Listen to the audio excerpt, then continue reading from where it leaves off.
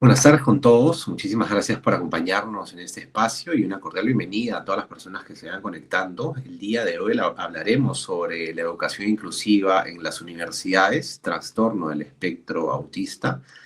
Es un espacio clave para reflexionar un poco sobre los desafíos que enfrentan los estudiantes con TEA en la vida universitaria y adquirir un poco de herramientas que promuevan su inclusión y participación activa. Para guiarnos en esta conversación, contaremos con dos personas encargadas y especialistas en este tema. Primero le daremos pase a Carolina, a quien ya conocen y quien nos ayudará un poco en la moderación de este espacio. Ella es especialista en coordinación e implementación de políticas de educación superior universitaria en materia de bienestar universitario de la ECOPRO, del Ministerio de Educación. Ella es psicóloga por la Universidad Nacional Mayor de San Marcos y cuenta con un magíster en psicología comunitaria por la Pontificia Universidad Católica del Perú. Cuenta con más de 14 años de experiencia como docente universitaria en programas de pre y posgrado. Ha desarrollado también una destacada carrera como consultora en campos de género, violencia de género, salud mental y educación, brindando asesoría a diversas instituciones nacionales e internacionales. Ahora le damos pase a Carolina, quien se encargará de presentar a nuestro ponente el día de hoy. Muchísimas gracias, Carolina. Muchas gracias, gracias Fernando. Muy buenas tardes también. Es un gusto darles la más cordial bienvenida a todas las personas que se han conectado desde distintos lugares del país, ¿no? Desde la Dirección General de Educación Superior Universitaria nos complace gratamente encontrarnos ya en la quinta sesión, ¿no? La quinta edición de estos webinars dedicados al bienestar universitario, este ciclo de webinar anual, los cuales se desarrollan siempre, como hoy, el primer jueves de cada mes, ¿no? Nosotros desde la DIGESU hemos preparado este ciclo de webinar con el propósito precisamente de poder brindar herramientas a la comunidad universitaria que puedan ser tanto técnicas como normativas específicamente y que puedan contribuir a la implementación de estas políticas universitarias, sobre todo orientadas al bienestar. Y bueno, de este modo buscamos aportar a una formación integral y de calidad alineada con los marcos normativos vigentes en nuestro país. Y este punto es muy importante porque no solamente es entonces conocer las normativas que tiene nuestro sector educación, por ejemplo, para el ámbito universitario, sino otras políticas nacionales que van a orientar también de la mano qué es lo que tenemos que trabajar en las universidades para garantizar esta educación de calidad, con inclusión y equidad. Entonces, hoy precisamente vamos a abordar un tema bastante especial, de especial relevancia, que es la educación inclusiva en el ámbito universitario. Ya lo hemos abordado en varios webinars, pero el día de hoy es la primera vez, este año también, que estamos trabajando cómo acompañamos la atención del servicio educativo para personas, ¿no? Estudiantes particularmente, que tienen trastorno del espectro autista, ¿no? Están en alguna de las gamas del espectro.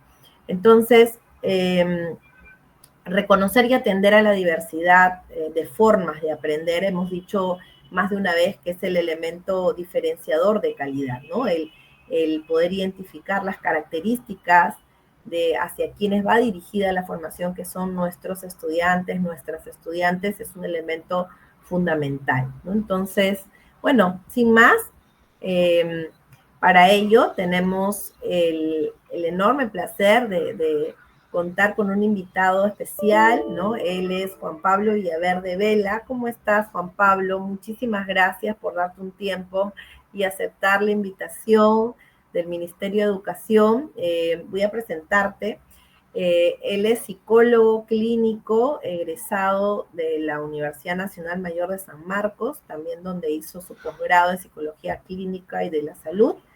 Es especialista en técnicas psicodiagnósticas infanto-juveniles y en desarrollo evolutivo del niño y adolescente desde la perspectiva gestáltica. Tiene una amplia experiencia en intervención terapéutica multidisciplinaria dirigida a niños, adolescentes y jóvenes con y sin discapacidad, y actualmente se desempeña como director del Centro Terapéutico Multidisciplinario Mandala, desde donde lidera procesos de acompañamiento personalizados, integrales y profundamente humanos. Buenas tardes, Juan Pablo. Te damos la más cálida bienvenida a este espacio y te agradecemos por aceptar nuestra invitación. Buenas tardes, Carolina, ¿qué tal? Un gusto, de verdad, poder participar en estas serie de conferencias que se están realizando respecto a lo que es la inclusión educativa y el trabajo con personas autistas. Muy bien. Bueno, entonces antes de cederte la palabra para que puedas comentarnos desde tu experiencia, solo quería mencionar, tomar en cuenta que desde el Ministerio de Educación hay una normativa importante que orienta el quehacer de toda la educación superior y técnico productiva, incluyendo las universidades, que tiene como enfoques principales diversos enfoques, ¿no? Género, interculturalidad, derechos humanos, pero también está la inclusión, la educación inclusiva y la atención a la discapacidad. Quiere decir que la política educativa universitaria en nuestro país está planteando la necesidad de que las universidades puedan mirar, ¿no? Y desarrollar la oferta educativa, la formación integral desde esa perspectiva, ¿no? Y es una perspectiva entonces que no solo está centrada en el estudiante o la estudiante, sino que tiene una mirada de la comunidad universitaria y eso va a ser fundamental para garantizar una atención en la medida de lo que estamos hablando, ¿no? Con equidad. Asimismo, ¿no? Señalar que como parte del marco normativo, bueno, existe, ¿no? Una ley vinculada a la población con trastorno de espectro autista y otras normativas, pero además hay una herramienta normativa fundamental que es el SAE interno, el Servicio de Atención al Estudiante, que de acuerdo a una modificatoria normativa del reglamento de la Ley General de Educación, establece que en el caso de las universidades deberán de crear este servicio de atención al estudiante de manera obligatoria y de la mano, ¿no? Al interior del servicio de bienestar universitario. Entonces esto va a ser muy importante, no solamente atiende temas vinculados a la discapacidad, sino también otros que van a asegurar la atención especializada y diversificada de nuestra población estudiantil, pero también atiende esta otra población específica, ¿no? Entonces, bueno, sin más, después de dejarles el marco normativo, que es como una herramienta para ustedes, para que puedan desarrollar, implementar, como yo digo, el SAE en las universidades debe ser la instancia que bombea, ¿no? Que no la única responsable, sino que la que ayuda a orquestar esta política educativa inclusiva, ¿no? Que tiene que estar en herramientas de gestión, que tiene que estar en los servicios de bienestar, evidentemente, pero que también tiene que estar como herramientas, ¿no? Como capacidades del personal que trabaja en la universidad, administrativo y sin duda docente, ¿no? ¿De qué herramientas? Porque si decimos, a ver, ¿quiénes están de acuerdo con que existe una educación inclusiva, con equidad? Todo el mundo levanta la mano, ¿no? Todos levantamos la mano. Pero el cómo se tiene que hacer, esa es la pregunta, ¿no? ¿Cómo se tiene que priorizar si hablamos de la diversidad, ¿no? Entonces, ¿cómo atendemos esta diversidad? ¿No? Esa es la pregunta. Y para eso, para ver cómo vamos a atender a la diversidad, primero tendríamos que saber de qué hablamos cuando hablamos del trastorno de espectro autista, ¿no?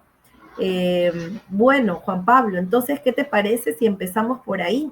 ¿De qué hablamos cuando hablamos del trastorno de espectro autista y cómo imaginamos, ¿no? Porque digamos, a esta población dentro de la universidad, ¿no? Es importante decir de que el nivel de transitabilidad, ¿no? De la básica a la superior y a las universidades es bajo en el Perú, ¿no?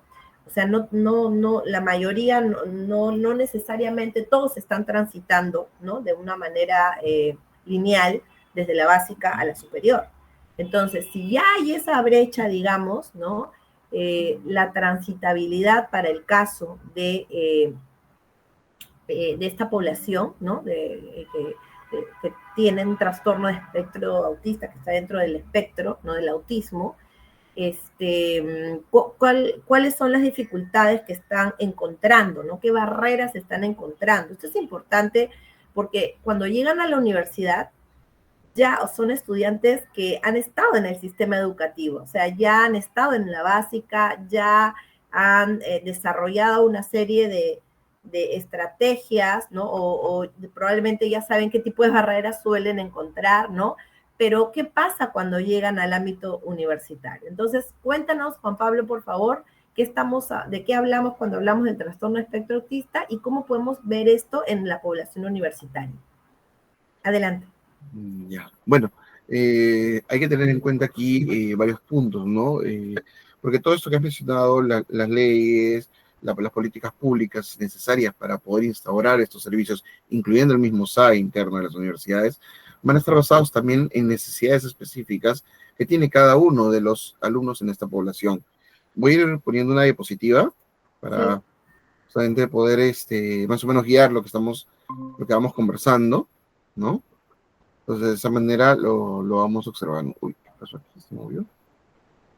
Un segundito que hago el cambio. Algo simple se supone. No, no es. Ah, se me movió. Bueno, no hay problema. ¿Ya? Eh, ya estamos. Listo. ¿Salió? Listo, perfecto. Entonces, bueno, vamos viendo aquí el tema de las universidades, ¿no? No solamente es la institución académica, es mucho más que eso. La universidad es un espacio, ¿no? Donde lo que es el conocimiento, la teoría, los estudios van a dejar de ser solamente un cúmulo de información y va a pasar a lo que es la acción, va a empezar a convertirse en algo donde nosotros vamos a convertir todo esto, estas ideas y estos pensamientos en acciones concretas, en cosas y materiales concretos con los cuales vamos a interactuar. Y eso siempre va a ser una solución transformativa, una solución que va a generar cambios totales en la sociedad en general, ¿no? Siempre decimos que tener un alumno incluido no es un problema. Muchos profesores dicen, uy, ya tengo un alumno que viene por inclusión. Ahora qué voy a hacer, qué dificultades voy a tener. Cuando normalmente cuando hablamos de un alumno incluido, hablamos de una oportunidad de desarrollo, una oportunidad de poder generar y crear nuevas formas de que la información y el conocimiento sea accesible para todos, ¿no? Y es por eso que se necesita mucho de un compromiso importante por parte de los docentes, por parte de las instituciones educativas superiores, para que el estudiante pueda llegar a acceder a toda esta información y a todo este conocimiento, dependiendo inclusive de la carrera en la cual está él desempeñándose, ¿no? Entonces esto es muy importante, porque es esta transformación, si se puede dar en las aulas universitarias, se puede dar en nuestra realidad, porque ese es el elemento de cambio más importante que tenemos, ¿no? Estudiar de por sí, como mencionaste, Carolina, es un acto ya de transformación, hasta revolucionario, podríamos decirlo, ¿no? Y ser universitario en el Perú, más que nunca actualmente, es un gran desafío, un reto, que no solamente va a generar un cambio personal, sino que va a generar un cambio social completo acá en el país, ¿no? Entonces, teniendo claro esto como base universitaria, hablamos mucho ya centrándonos en una población específica, ¿no? Que son las personas autistas. Pero para eso tenemos que saber un poco qué es el autismo, ¿no? Saber a qué vamos, qué es el trastorno del espectro autista, ¿no? Y esos son conceptos, los he resumido bastante para poderlo, pues nos quedamos a una semana, ¿no? El trastorno del espectro autista, ¿no? Así tal cual como está acá, es una variante neurológica humana, ¿no? Que va a referirse a un conjunto de características, de cualidades, de estructuras en el funcionamiento de un grupo específico de personas, ¿no? ¿A qué me refiero con variante neurológica? Ahí hablamos de la famoso término que se está acuñando más en la actualidad, que es la neurodiversidad. La neurodiversidad, todos somos neurodiversos. ¿Por qué? Porque nuestra forma en que planteamos y tenemos el funcionamiento a nivel neurológico, los tenemos diferentes en todos. Mi forma de pensar, mi forma estructural, mi forma de percibir la información es diferente a la de Carolina, a la de Fernando, a la de Pepe, a la de Roberto, a la de Lucía, ¿no? Y cómo cada uno de nosotros va a percibir esa información y la va a poder aplicar, son diferentes formas en que nuestros cerebros van a interactuar con este medio ambiente. Entonces, la neurodiversidad es el gran grupo de seres humanos que somos nosotros, ¿no? Y cuando vamos al término variante neurológica o neurotipo, hablamos de una característica específica.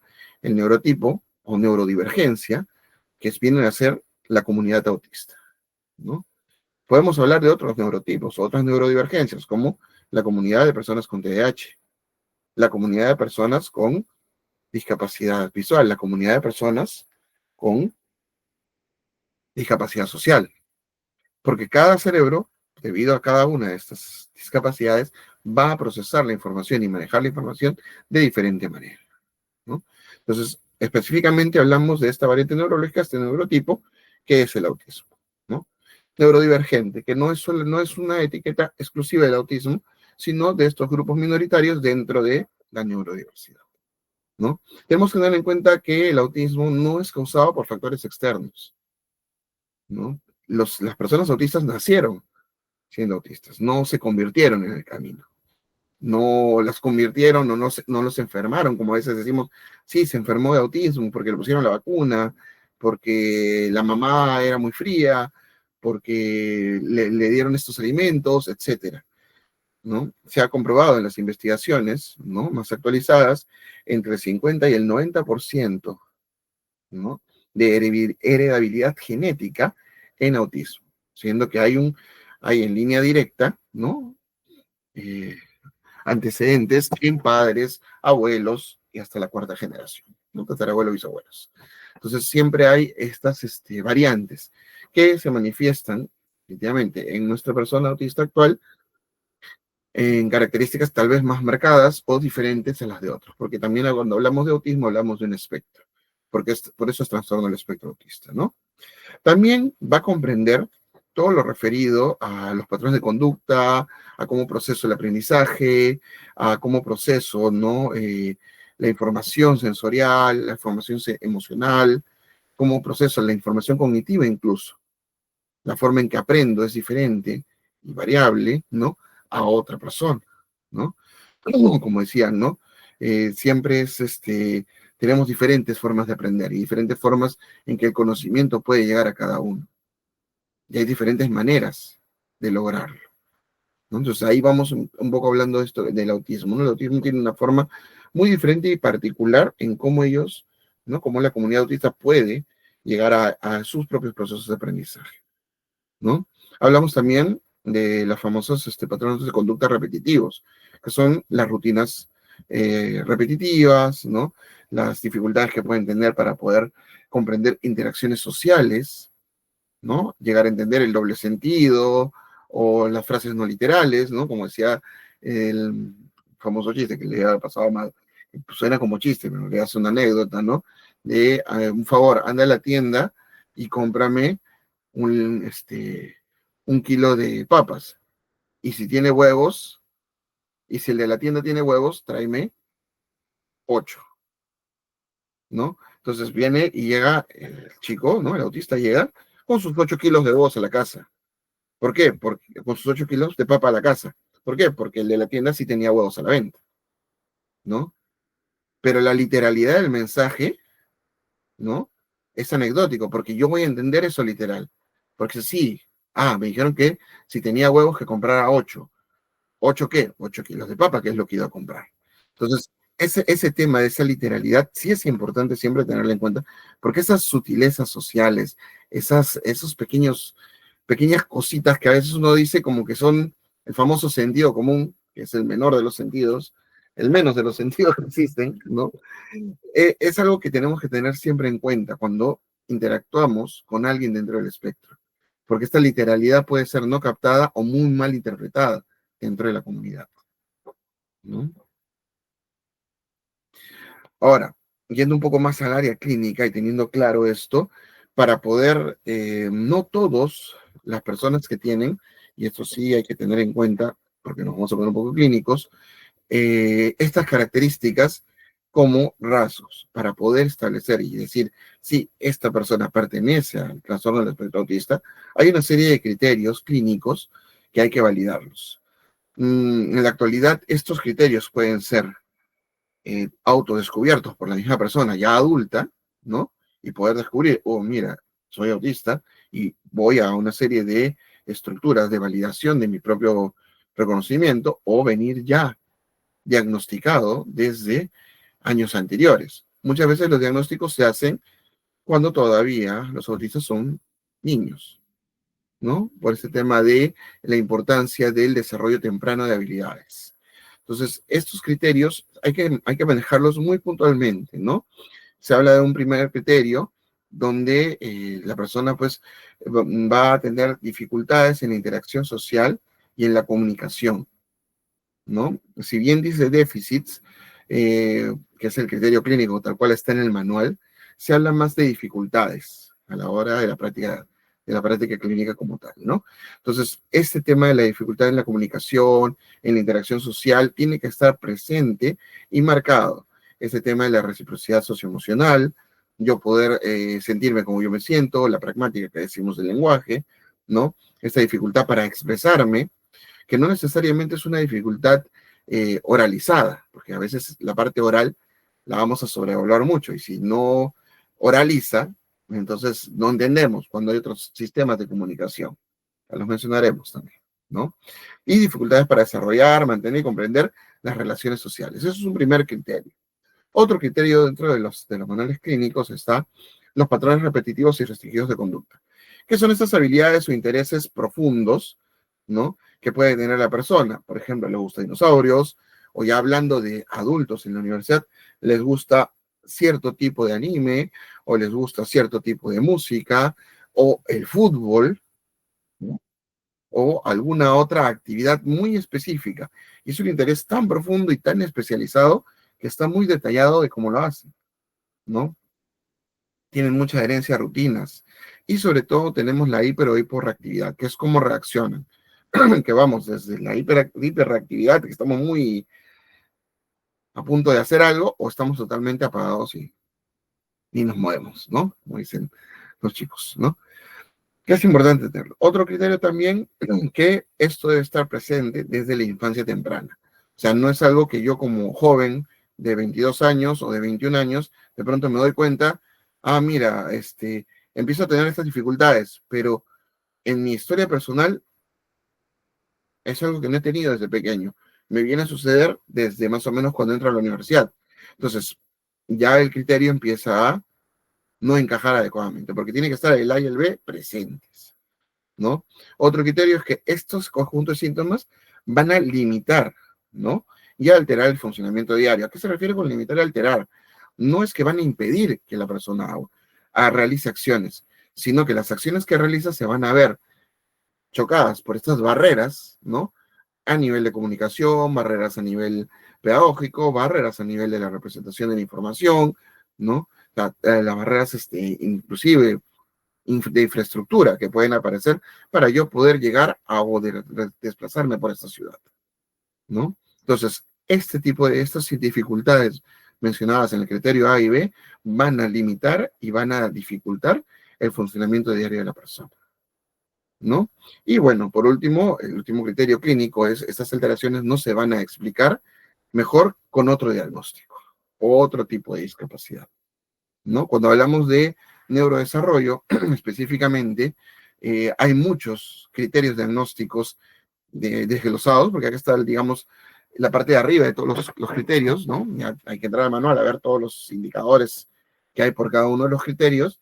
Vemos que en neurodesarrollo todos son muy parecidos, y a veces una o dos líneas en el diagnóstico clínico van a variar completamente, que si pertenezco a este o a este neurotipo, ¿no? Entonces eso también hay que tenerlo en cuenta y hay que ser muy puntuales. No es que, sí, hice una prueba o me aplicaron un test, ¿no? Y automáticamente yo, ya soy autista. No, es todo un proceso. Los test nos van a dar indicadores. Mira, sí, hay esto y esto, hay que revisarlo, vamos a explorarlo en tu vida.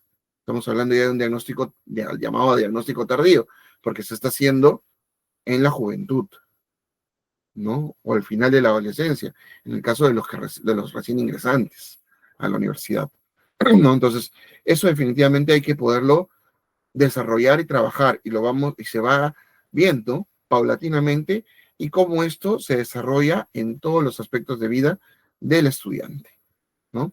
Por eso a veces tenemos estudiantes que por diversas razones entran en depresión, entran en ansiedad, tienen dificultades para poder manejar determinadas situaciones dentro de la universidad o no comprenden muchas de las indicaciones que a veces los profesores, los docentes, los jefes de práctica van a dar así muy abiertamente o de manera muy entreverada. A veces es confuso el mensaje. Si es confuso para un neurotípico, ¿no? Para un neurodivergente es más confuso todavía. Entonces, eso hay que tener en cuenta, ¿no? Y ahí vamos viendo y vamos desarrollando para definir el diagnóstico final de la persona en etapas avanzadas de vida. Uy, se me fue la voz. Ya. Continuamos con esto. Hablando de esto, el autismo no es lineal. Es un error conceptual actual, porque antiguamente sí se calificaba autismo por eres más autista o eres menos autista. Eres autista leve o de alto funcionamiento o eres grave, ¿no? Son terminologías que se usaban antiguamente.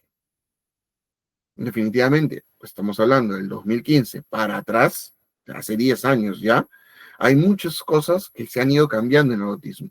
Una forma es que se habla específicamente ya de un espectro, ¿no? Entonces, al no ser lineal, no puedo hablar de que es más o menos autista, o que es un autista leve, o severo, o profundo, o autista moderado, que son categorías que incluso dentro de algunos manuales de inclusión, ¿no? Dice, recuerdo ay, se me acaba de escapar, una norma para admisión en algunas universidades en otro país, ¿no? Decía que un criterio para poder que el alumno autista puede ingresar a la universidad es que sea autista leve o moderado, ¿no? Y estos criterios, pese a que ya el 2015 definitivamente fueron sacados completamente de cualquier criterio diagnóstico, manejo diagnóstico, ¿no? Respecto a autismo, todavía se sigue utilizando en algunos lados, en algunas partes del mundo, ¿no?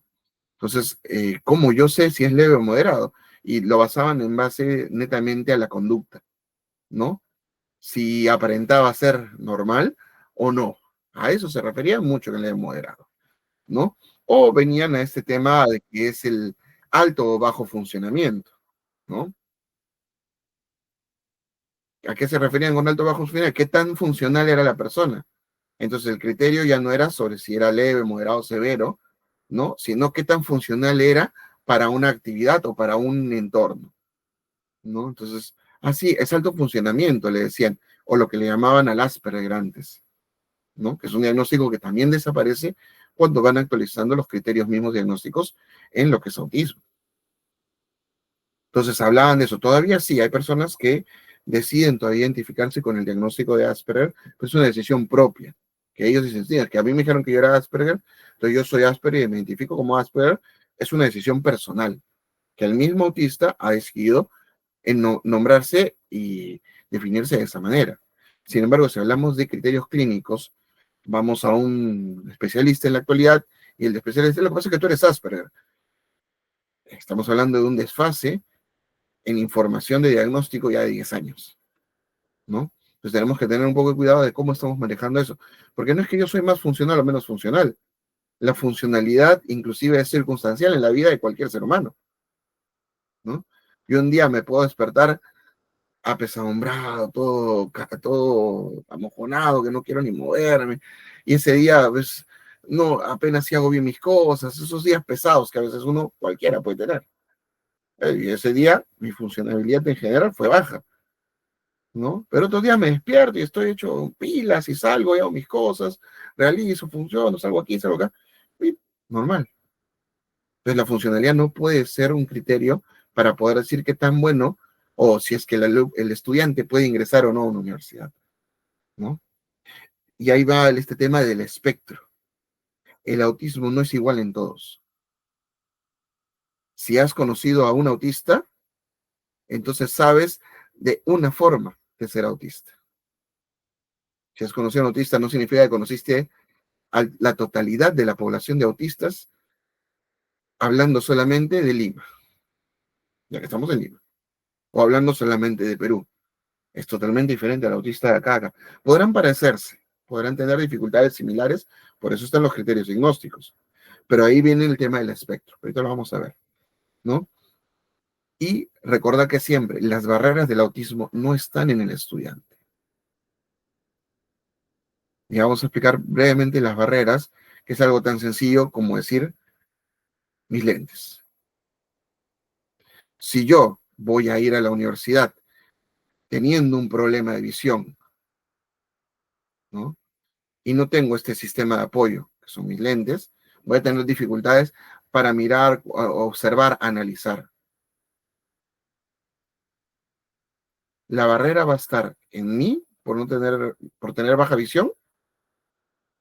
Muchos dirán sí, pero ahí viene la universidad a decir, es un alumno con baja visión, entonces vamos a darle un sitio específico que se siente cerca a la pantalla, a la pizarra, ¿no? Para que pueda visualizar mejor, tener una, una estructura visual que me permita captar y referir toda la información visual que tengo que captar. Necesito un sistema de apoyo para poder visualizar y ver todo adecuadamente. Entonces, los sistemas de apoyo más las adaptaciones que la universidad va a hacer van a evitar y van a desaparecer mi problema de la vista. La barrera no es del estudiante, es la dificultad que va a tener del entorno que no se adapta a las necesidades y al mismo tiempo a las necesidades de apoyo no satisfechas de la persona. Regresando al tema del espectro, el autismo sí es un espectro, ¿no? Y se manifiesta de mejor manera con esta estructura como una pizza, ¿no? Con diferentes características, ¿no? En diferentes niveles de regulación, ¿no? Son muchas características combinadas de las dificultades que puede presentar una persona autista. Diferencias sociales, intereses profundos, repeticiones continuas, sensibilidad sensorial, regulación emocional, percepción diferente, funciones ejecutivas, etc. Entonces, este disco que tenemos nosotros, ¿no? Que va a variar de funcionamiento, va a ser nuestro esquema base de funcionamiento y va a estar dentro de esto, lo que es el espectro de dificultades que aparecen en la persona autista. Entonces, alguien por ahí tendrá intereses restringidos muy elevados y es difícil sacarlo de esos intereses, ¿no? Pero tiene mejor adaptación en otras áreas, ¿no? Tiene una mejor regulación emocional, tiene una mejor capacidad de percepción del entorno, ¿no? Tiene una sensibilidad por ahí sensorial mayor a otras cosas, los ruidos, el contacto, la luminosidad puede variar.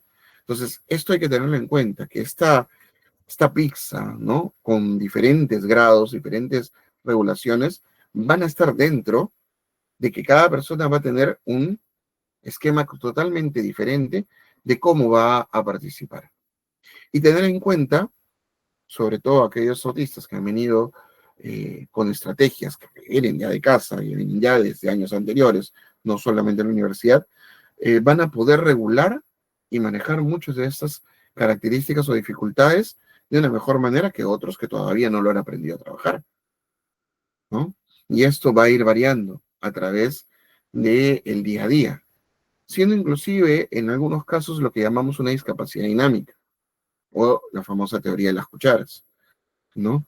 Donde al día yo tengo cierta cantidad de cucharas, ¿no? Y cada actividad que voy haciendo se va gastando las cucharas, hasta que al final me quedan 3 cucharas solo para ir a la universidad. Pero para la universidad necesito 4. Entonces probablemente no pueda terminar de captar toda la información que requiera para la universidad. Y habrá días donde definitivamente el día ha sido mejor, no he tenido dificultades con mis rutinas, no he tenido dificultades en el transporte público, no he tenido dificultades al momento de interactuar con otras personas y llego a las clases con 5 cucharas y solo necesito 4. Ya, voy a tener una clase maravillosa, ¿no? Voy a aprender, más los sistemas de apoyo que me va a brindar el docente, ¿no? El tipo de representación, el tipo de motivación que va a generar en mí, etcétera, va a hacer que yo pueda captar mejor el aprendizaje que el docente me va a brindar, ¿no? Eso tenemos que tener en cuenta también, porque no es que ya me sacaron mi perfil y este es mi esto. Mi espectro es así. Y siempre va a ser así. No. Dependiendo por eso menciono el tema de la teoría de las cucharas, cada una de las características que voy a tener, voy a poder, al momento de llegar a mi clase, tener más o menos recursos para poder afrontar y manejar esta clase que voy a dar. Tú dime. Sí, Juan Pablo, tengo una pregunta muy interesante para poder justamente un poco desmitificar, ¿no? Lo que se piensa probablemente de una persona con autismo. Muy importante, ¿no? Porque nos exige luego poder mirar esa singularidad específica y cambiante y qué sé yo, ¿no? Como para poder diseñar una estrategia.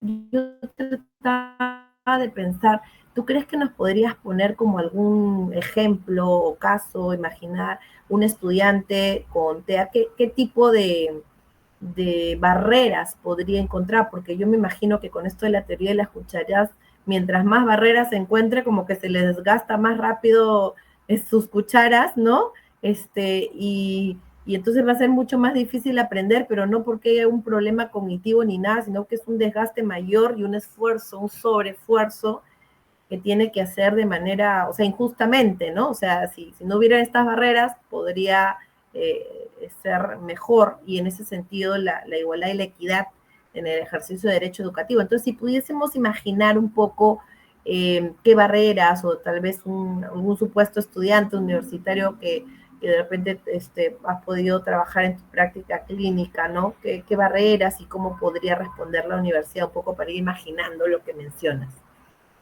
Ya. Sí, bueno, en general sí he visto algunos casos. Voy a mencionar algunas características desde la solución, un poco mostrando el caso también, ¿no? Que viene a ser, bueno, ahorita de ahí relatamos los niveles de autismo, pero vamos a este tema de lo que son los casos, ¿no? La presumir competencias. Es sumamente importante para poder entender estos casos que la presunción de competencias, o lo que en algunos manuales he leído por ahí, tener altas expectativas, ¿no? Es un poquito exigente el término, por eso a mí me gusta más presumir competencias. Yo sé que la persona tiene la capacidad de pensar, aprender, comprender todo aquello que yo le voy a querer enseñar como docente, ¿no?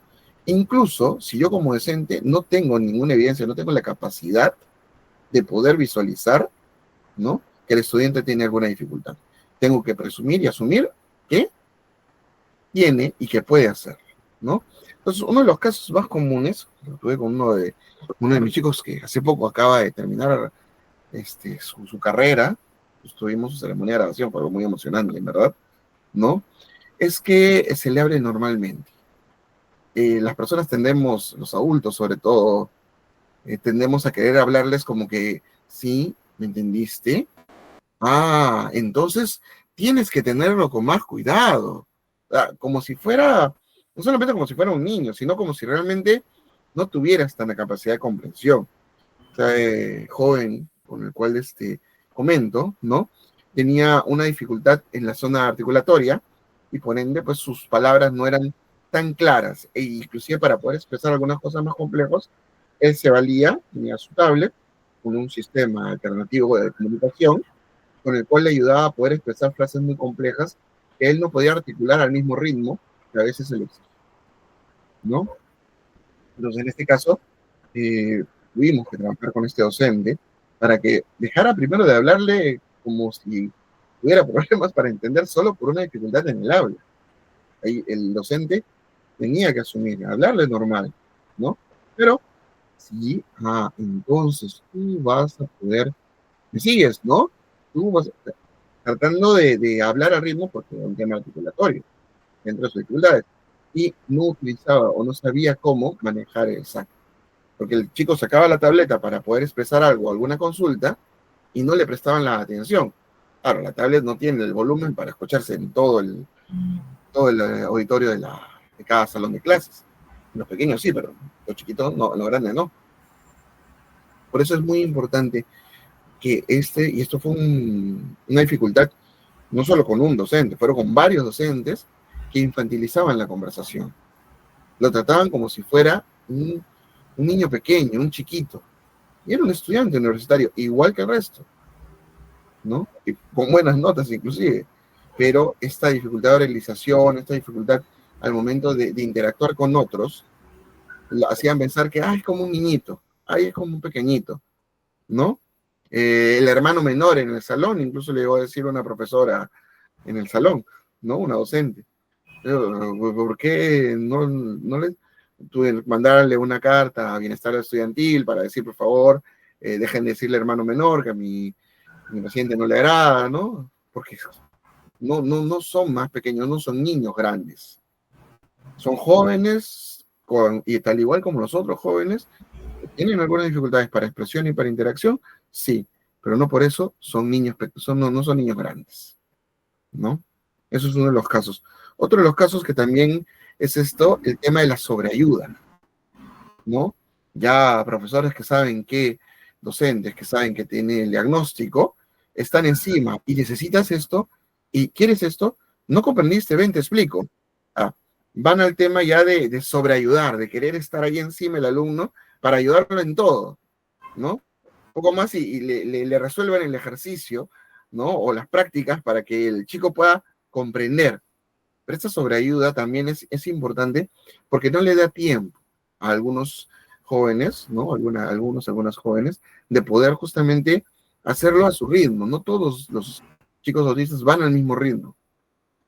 A veces pueden demorar un poco más en resolver, porque sus procesos cognitivos van a un ritmo más pausado. No significa que vayan a un ritmo más pausado que no puedan aprender o que tengan dificultades para aprender. Van a llegar a aprender, van a llegar a comprender todo, van a llegar a resolver las dificultades que se les van presentando. Pero su proceso es un poco más pausado y eso a veces, pues, que nosotros vivimos en un mundo súper acelerado, que todo lo queremos para ayer, a veces que los profesores empiezan a querer sobreayudar, ¿no? En este caso es de una joven, ¿no? Una chica también ya, y es psicóloga también actualmente, ¿no? Hace unos años, que sí, pues que siempre estaban, y necesitas algo, al punto de que ella empezó a depender de la sobreayuda de los demás. Ella llega a la universidad tratando de ser lo más independiente posible, ¿no? Y esta sobreayuda de todo el entorno universitario, porque inclusive la misma comunidad dentro del aula, los compañeros de clase, empezaron a sobreasistirla. Ay, ¿y quieres ir a la cafetería? Ven, yo te llevo. Ven, esto. Entonces, bajaron sus capacidades de autonomía, porque prácticamente era como tener asistentes de todo el aula, de todos los docentes para resolverle la vida. Recuerdo cuando ella me dijo, Pablo, estoy cansada de que todo el día me tratan y me hacen todo. Y que estaba reclamando su derecho a autonomía. Pero la misma universidad la trataba como que no pudiera o que ya necesitaba demasiada ayuda. Y todos queriéndola ayudar en todo momento, ¿no? Por eso la presunción de competencia es importante. Antes de ayudar a la persona que quiero ayudar, le pregunto si realmente necesita algo, ¿no? O esperar pacientemente a que pueda expresar la necesidad de ayuda, ¿no? Eso es importante.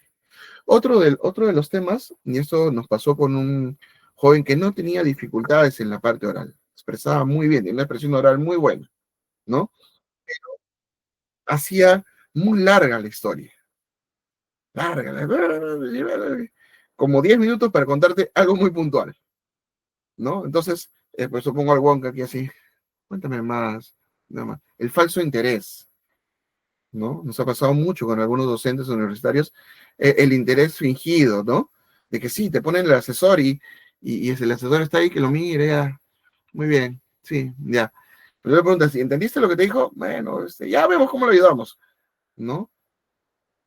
Si no entiendes algo, si una docente no entiende algo que un autista en el aula, ¿no? Le dice o le expresa, hay que repreguntar, tantas veces sea necesario. No asumir, no imaginar, no fantasear al respecto, porque a mí es una falta de respeto, es como que sí, sí, sí, no te escucho nunca, ¿no?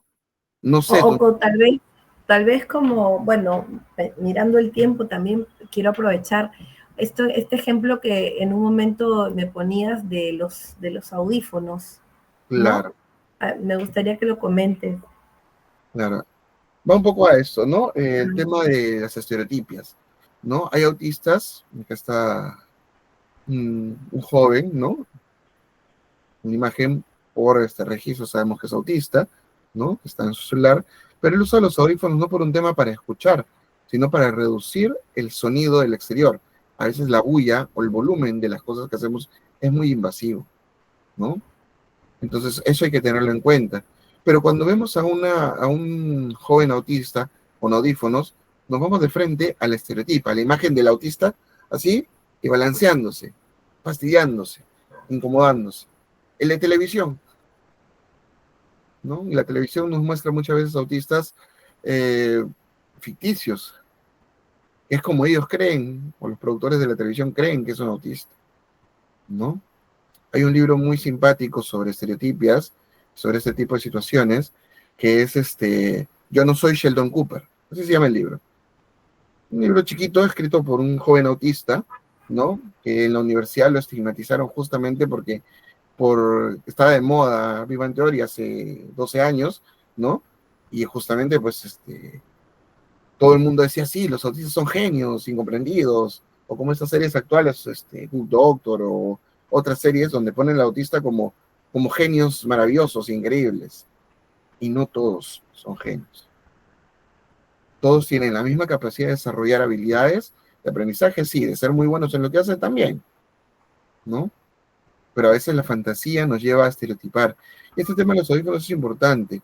Saber cuándo un autista en mi aula necesita usar audífonos, ¿no? Para reducir, pues son reductores de sonidos, ¿no? Es importante. ¿Y cuántos decibeles? Hay audífonos que reducen 10, 15, 20 decibeles, ¿no? Para justamente porque los necesito usar. O lentes, hay unos lentes rojos, unos lentes rojos, así como están los lentes de bloqueo azul para las computadoras, hay unos lentes que son rojos, que tienen un filtro rojo especial, que es para absorber lo que es la luz y reducir. Por ende, descansa la visión y todo se ve un poco más opaco. Que algunos autistas los usan. No, no es unas gafas de moda rojas que usan ellos, sino que los utilizan justamente para bajar la luminosidad. Porque uno entra a un salón de clases y parece de día, ¿no? La luz es increíblemente fuerte, ¿no? Y a algunos les duele. Entonces dice, sáquese esas gafas. A veces usan gafas oscuras, a veces usan estas gafas megas, que son estas rojas, ¿no? Que se les recomienda usar a partir de las 6 de la tarde, que empieza a aparecer luz artificial un montón, ¿no? Pero justamente las usan. Y no es porque quieran ocultar esto, por un tema de estilo, es porque necesita. Y el docente o el universitario tiene que tener en cuenta de que si lo está utilizando, y yo no sé si lo estoy utilizando por moda o porque lo necesita, preguntar y averiguar. Pero ahí también qué importante es esto que hablamos desde el comienzo, ¿no? Que la atención a un estudiante con autismo no puede ser una responsabilidad así, ¿no? Suelta y libre y única del docente o de cada uno de los docentes. Tiene que ser una mirada desde la universidad, ¿no? Y alguien que lidere precisamente ese tipo de atención especializada y que vaya monitoreando y brindando herramientas a los docentes, porque digamos que sin querer, ¿no? Un docente sin la herramienta adecuada, sin la información adecuada, o también los estudiantes, sus compañeros y compañeras, todos podemos estar haciéndolo mal por falta de información y de guía, ¿no? Ajá, sí. Sí, cada vez que hay errores o malos tratos o una mala integración de un autista en una universidad, suele ser por desinformación, suele ser por no ir un poquito más allá de lo que vi o de lo que sé del autismo, los mitos. Hay tantos mitos, no que nos podemos tirar horas hablando de eso, pero hay tantos mitos, ¿no? Sobre el autista, de que es así, de que es asá. Pues hablaba de no soy Sheldon Cooper, no soy como el de la televisión, No todos los autistas son así, no todos los autistas tienen esa capacidad de visualizar en su mente imágenes una tras otra para poder armar y resolver la situación. No todos tienen esa capacidad. Y hay que ir descubriendo y conociendo, porque trabajar con un joven autista en el aula universitaria es descubrir a este joven autista. Y si puedo descubrir a un joven autista, puedo descubrir los talentos de cualquiera de mis alumnos, con o sin un diagnóstico, lo cual enriquecería mayormente y mucho más preciso el desarrollo universitario en general, ¿no? Vamos a mencionar algunas estrategias pedagógicas, ¿no? Que sí, que me parece importante que los docentes tengan que tener, los docentes universitarios, ¿no? Lo primero es que es una generación de condiciones, ¿no? Que es básicamente lo que acabamos de mencionar, comprender al alumno, comprender al estudiante, ¿no? Cómo accede al contenido, cómo aprende, cómo va a llegar a interiorizar esto que yo le estoy queriendo enseñar, ¿no? Cómo se lo voy a mostrar, cómo se lo voy a ofrecer para que lo tenga, si va a ser de una manera, va a ser un texto impreso, va a ser un complemento con video, va a ser un link diferente para que lo pueda comprender mejor, o explicaciones generales, que no solamente son dirigidos a un alumno, que es el alumno incluido, sino también que puede ser de ayuda para muchos otros chicos que por N razones pues están teniendo alguna dificultad en el curso. No se trata de bajarle el nivel, como dicen en algunos lados, o de hacérsela fácil, ¿no? Se trata de generar condiciones específicas para que esta persona pueda aprender, ¿no? Esto de las múltiples formas de implicación también es importantísimo. El docente tiene que motivar al aprendizaje. ¿Por qué tienen que aprender mis alumnos? ¿Para qué les va a servir este aprendizaje? ¿No?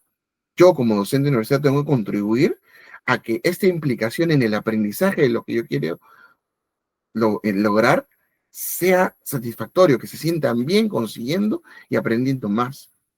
Tengo que motivarlos, tengo que llegar a ellos. Y eso no es chamba de la inclusión, es la chamba del docente, motivar a sus alumnos a que quieran aprender más de su curso, a sentir que su curso sirve para algo y me va a servir para mi futura práctica profesional, ¿no? ¿Me estás diciendo algo, Caro, porque estás con el micro apagado? Ah, ya, ¿no?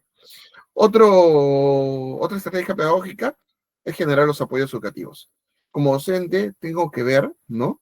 Cómo agrupar material, cómo generar recursos educativos, cómo voy a ver instrumentos evaluativos específicos para la diversidad de mis estudiantes, ¿no? Plantear esta evaluación diversificada al mismo nivel de estructura, como se lo exijo a este grupo, a esta minoría que son los autistas, ¿no?